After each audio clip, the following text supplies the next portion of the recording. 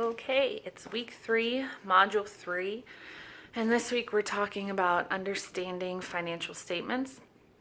And so I chose to talk about cash flow statements.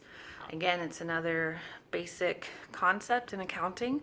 And since we all know that I am new to the whole accounting concept, and I thought this would be something good to explore and to learn more about. So, with that said, our textbook started out talking about cash flow statements by kind of comparing them to the income statement and the statement of retained earnings, and it made a note that none of these statements report specifically on the changes in the cash, and so that is where the importance of the cash flow statement comes in.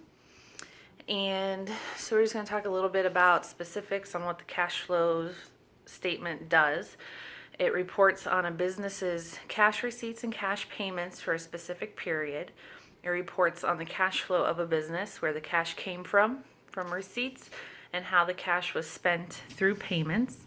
It reports why cash increased or decreased during the period, and it covers a span of time and is dated the same as the income statement.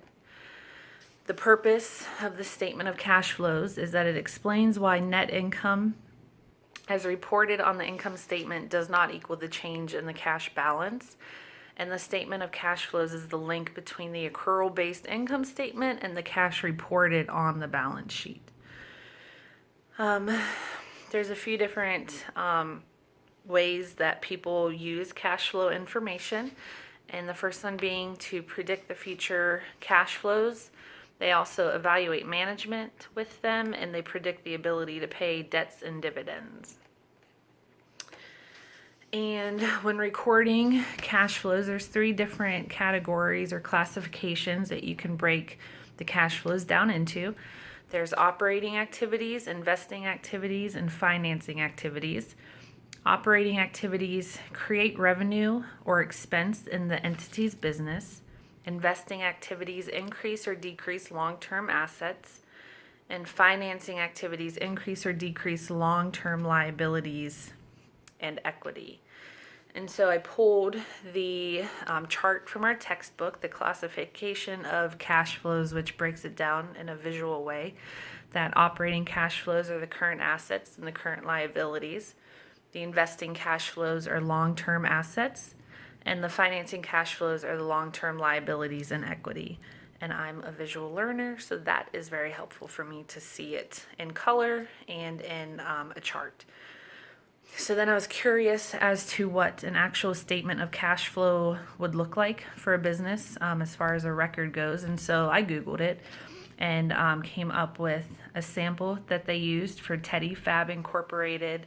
And it was interesting to see because it broke it down into the 3 different classifications. And so it has the cash flows from operating activities, from investing activities, and from financing activities.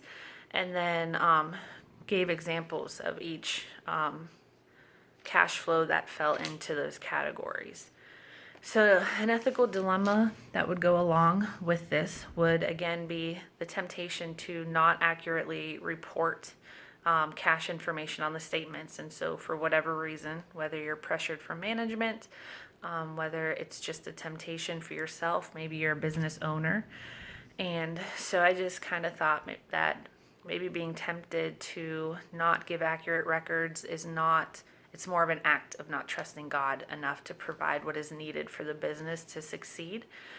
And so I used the verse Philippians 4:19, which says, "And my God will meet all your needs according to his glorious riches in Christ Jesus."